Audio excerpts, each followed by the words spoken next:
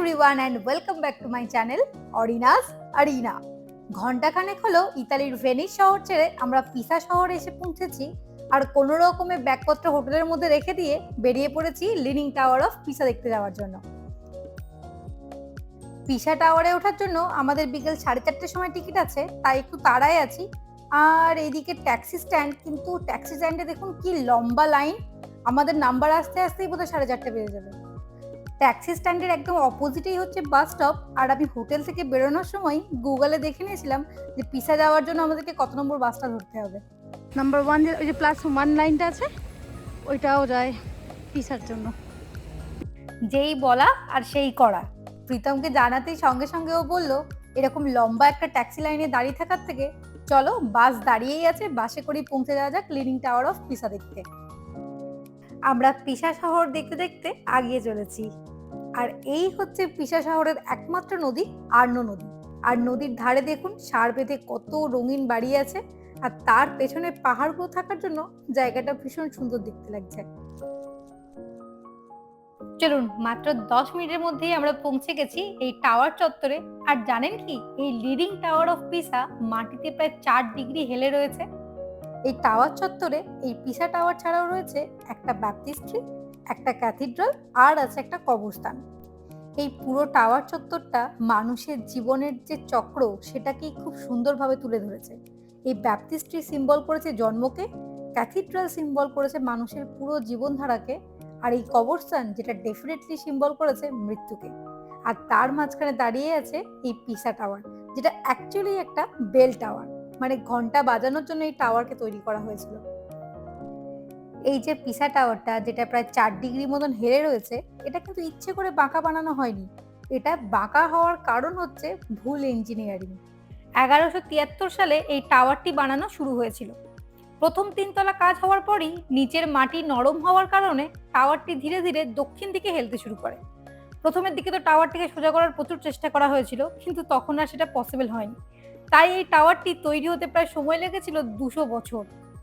পরবর্তীকালে টাওয়ারটিকে হেলে পড়ে যাওয়া থেকে বাঁচানোর জন্য এর উত্তর দিকের মাটি খোলা শুরু হয় এবং লোহার অ্যাঙ্গেল দিয়ে পুরো টাওয়ারটিকে সিকিউর করা হয়।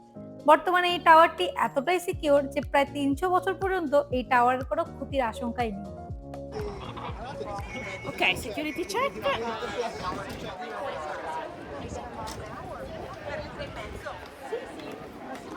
Security check complete. চলুন এবার টাওয়ারের ভেতরে যাই।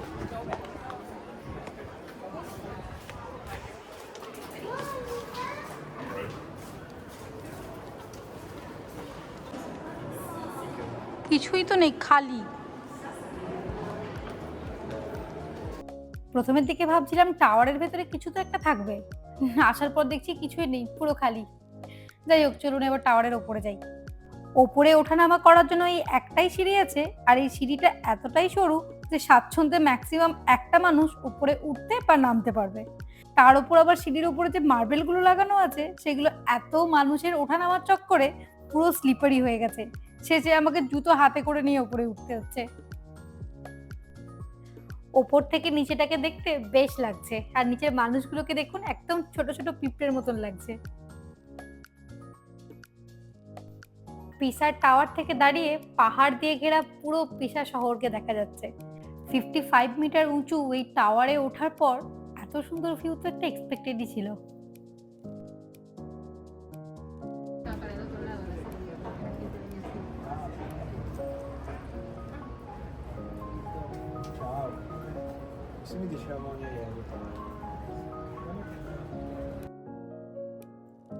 চলুন এবার নিচে যাই, তারপরে যাব ক্যাথিড্রালটা দেখতে।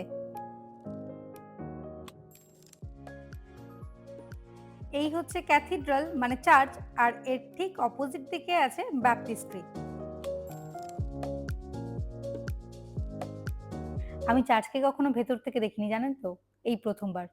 বাইরে থেকে চার্চকে অনেকবারই দেখেছি, মানে যখন গোয়া বেড়াতে গেছিলাম, গোয়াতে তো অনেক চার্চ আছে, তো বাইরে থেকে চার্চকে অনেকবার দেখেছি, কিন্তু কখনো ভেতরে যাওয়া হয়নি।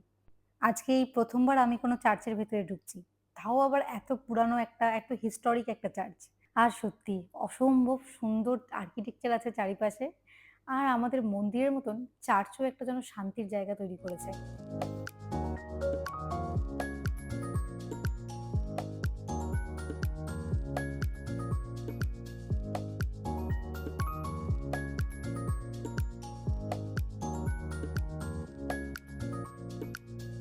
অনেকক্ষণ বসলাম এখানে, চলুন এবার বাইরে গিয়ে কিছু খাওয়া দাওয়া করি।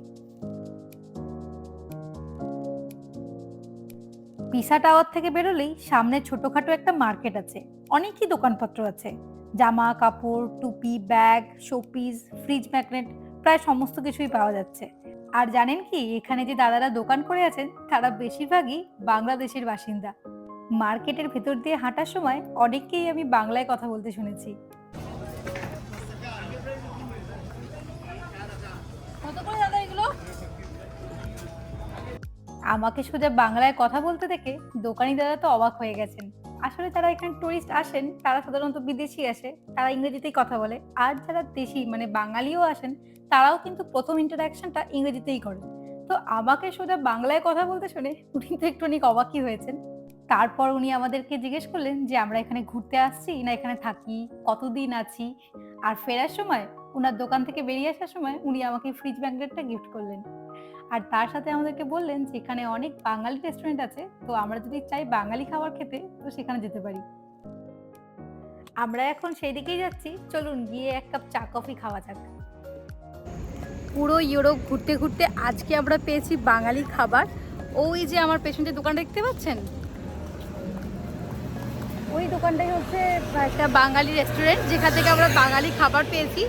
অনেকক্ষণ ধরে বসে বসে গল্প করলাম ওখানে, যে আমরা কি কি ঘুরছি, কি কি করলাম, সমস্ত গল্প করলাম। তারপরে এই যে খাবার আমরা প্যাকিং করে নিয়ে নিয়েছি, এবার হোটেলে গিয়ে ওখানে খাওয়া দাওয়া করব।